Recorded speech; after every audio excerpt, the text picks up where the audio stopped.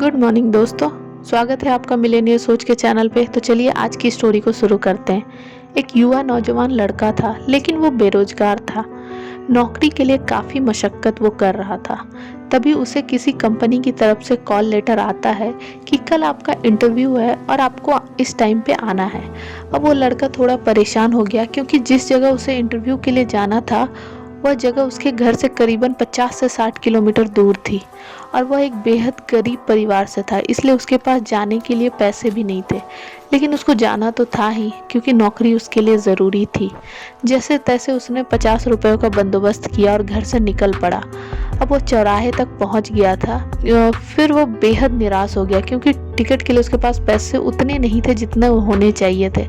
तभी उसे पास में एक मंदिर दिखाई देता है और वह उस दिशा में चले जाता है। तभी उसकी नज़र वहाँ एक भिखारी पे पड़ती है, लेकिन वह उसको नज़रअंदाज कर देता है। मगर भिखारी उसको परेशान देखकर पूछ ही लेता है कि शायद आपको कोई परेशानी है, मैं क्या आपकी कोई मदद कर सकता हूँ। लेकिन वो उसे कुछ नहीं बताता, सोचता है कि यह भिखारी खुद मांग कर खा रहा है, मेरी क्या मदद कर पाएगा। लेकिन भिखारी बुजुर्ग था, तो उसके 2 या 3 बार पूछने पर लड़का मजबूर हो गया ये बताने के लिए कि उसकी समस्या क्या है। उसने अपनी पूरी समस्या बताई तो भिखारी ने उसको बोला, तुम ये 500 रुपये लो और जाओ अपना इंटरव्यू दो। वैसे भी मैं सिर्फ दवाई के लिए पैसे इकट्ठा करता हूँ और जो बचते हैं मैं उनको दान पेटी में डाल देता हूँ, इसलिए मेरे ये पैसे ज़्यादा काम के नहीं। शायद तुम्हारी कोई मदद कर सकूँ तो मुझे भी खुशी मिलेगी। अब वो वहाँ से निकल गया और इंटरव्यू में गया और वहाँ पे जब सेलेक्ट होकर वो वापस भिखारी से मिलने आया और उसके पैसे लौटाने आया, तो वहाँ लोगों की भीड़ लगी हुई थी। उसके पास जाकर देखा, ये वही भिखारी था।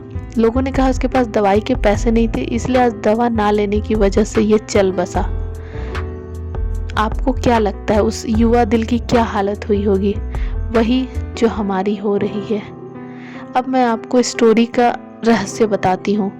किसी भी काम को करने या किसी भी लक्ष्य को हासिल करने के लिए मार्ग में हजारों कठिनाइयों का सामना करना पड़ेगा। अगर ये सोचकर हम आगे ही ना बढ़े तो, और हो सकता है रास्ते में कोई हो जो हमारी मदद के लिए बैठा हो। ईश्वर तो किसी भी रूप में हो सकता है। इस स्टोरी का सार यही है कि आगे बढ़ते रहो, कभी मत रुको। अगर आप रुक गए तो फिर सारी संभावनाओं का अंत हो जाएगा।